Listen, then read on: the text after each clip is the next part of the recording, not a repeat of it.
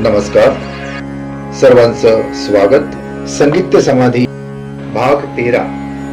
लेखक ब्रह्मलीन योगीराज मनोहर हरकरे. पिंडाची शुद्धी अर्थात शरीर शुद्धी, राग गायन आणि चंद्रनाडी सूर्यनाडी. मागील भागात आपण बघितलं की तानसेनानी राग दीपक गायला आणि त्याच्या शरीराचा दाह झाला. तानसेनाच्या शरीराचा दाह का झाला याचं उत्तर योग साधनेमध्ये आहे.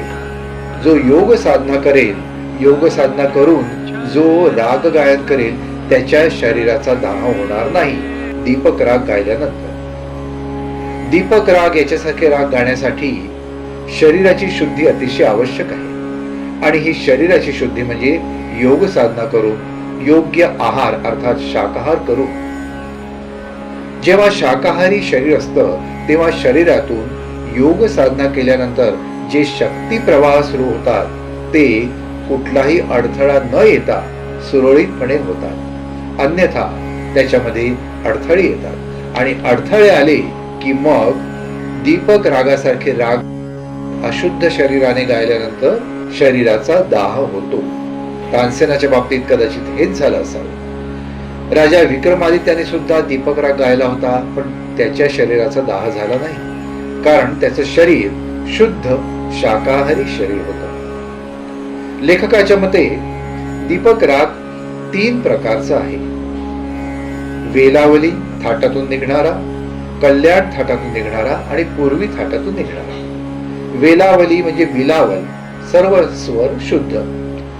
सा रे ग म प ध नि सा, सा नि ध प म ग रे सा.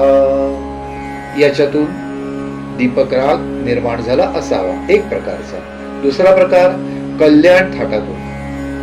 सा रे ग म प ध नि सा, सा नि ध प म ग रे सा, तीव्र म.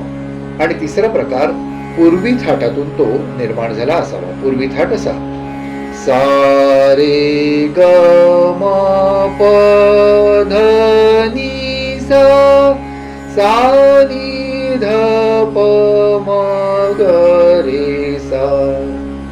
तर लेखकाच्या मते दीपक राग हा ज्यांनी गायला, जसं तानसेनाने गायला किंवा विक्रमादित्याने गायला, हा बहुतेक कल्याण थाटातील असावा किंवा पूर्वी थाटातील असावा. कारण की या दोन्ही थाटांमध्ये म तीव्र आहे आणि ग सुद्धा शुद्ध आहे आणि हे दोन्ही स्वर चैतन्य निर्माण करणारे आहेत. म्हणून दीपक राग या 2 थाटातील असावा त्या काळातला, असं लेखकाचं मत आहे. योग साधना अर्थात काय? योग साधना सुद्धा गायकाला आवश्यक आहे आणि सोबतच खर्ज साधना सुद्धा आवश्यक आहे. खर्ज साधना केल्यानंतर कुंडलिनी जागृती होते, 7ही चक्र पूर्ण क्लिअर होतात आणि मग अशा शुद्ध शरीराने कुठल्याही रागाचं गायन केल्यास फलप्राप्ती होऊ शकते, असा लेखकाचा स्वतःचा अनुभव आहे. शरीर शुद्ध नसेल तर कुठलाही राग गायल्यानंतर फलप्राप्ती होणार नाही आणि अशुद्ध शरीर असेल तर दीपक राग गायल्यानंतर शरीराचा दाह होणारच. मग इथे लेखक स्वरोदय शास्त्रातील चंद्रनाडी, सूर्यनाडी आणि सुषुम्ना नाडी याच्याबद्दल सांगतात.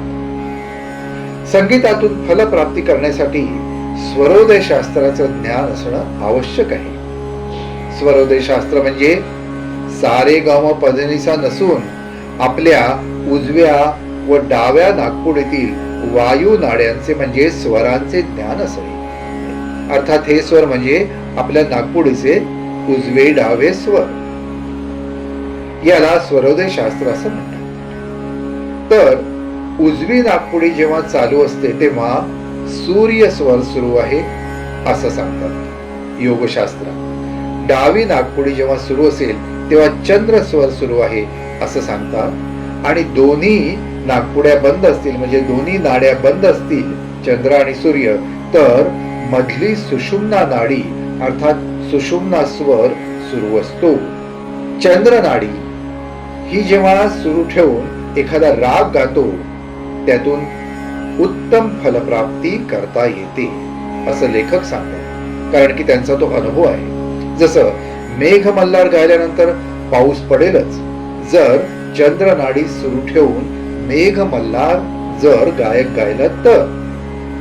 आणि मग सूर्य नाडीतून कशा पद्धतीचं गायन करून कसं फलित प्राप्त करता येईल याबद्दल लेखक सांगतात की सूर्य नाडीतून जर शुद्ध शरीराने दीपक राग गायला तर निश्चितपणे सर्वत्र दीप लागू शकतील.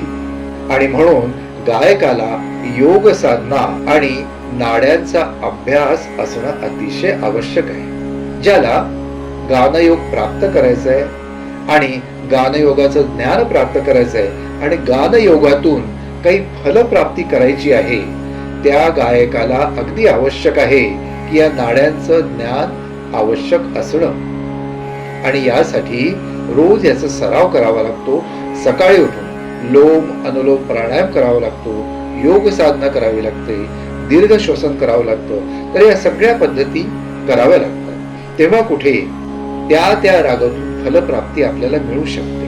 लेखकांनी उदाहरणासहित या पुस्तकात ते सांगितलेलं आहे. आणि म्हणून ज्यांना हे संपूर्ण दिव्य ज्ञान जाणायचं आहे त्यांनी हे पुस्तक अवश्य वाचावं. संगीत ते समाधी, सर्व दिव्य आणि अद्भुत माहिती आहे. लेखक ब्रह्मलीन योगीराज मनोहरकरे यांनी लिहिलेलं हे एकमेव असं पुस्तक आहे की ज्याच्यामध्ये हे दिव्य ज्ञान मांडण्यात आलेलं आहे. हे पुस्तक आपण सर्वांनी अर्थात सर्व गायक क्षेत्रातील सर्व गायकांनी, वादकांनी, सगळ्यांनी हे अवश्य वाचावं. आणि वाचायचं असेल तर या एपिसोडच्या खाली स्क्रीनवर जो नंबर दिलाय त्याच्यावर संपर्क साधल्यास आपल्याला ते पुस्तक निश्चितपणे मिळू शकेल. सगळ्यांनी अवश्य वाचावं असं हे पुस्तक आहे. धन्यवाद. पुढच्या भागामध्ये आपण अजून अतिशय सुंदर अशी माहिती बघूया. गंधर्व, अप्सरा व रागरागिणीचे दर्शन वगैरे काय असतात ते पुढच्या भागात आपण बघूया. नमस्कार. आजच्या भागात एवढंच. पुन्हा भेटूया पुढच्या भागात. हरि को सदा, जो भजे हरि को सदा, तोहि परम पद पावेगा, तोहि परम पद पावेगा, तोहि परम पद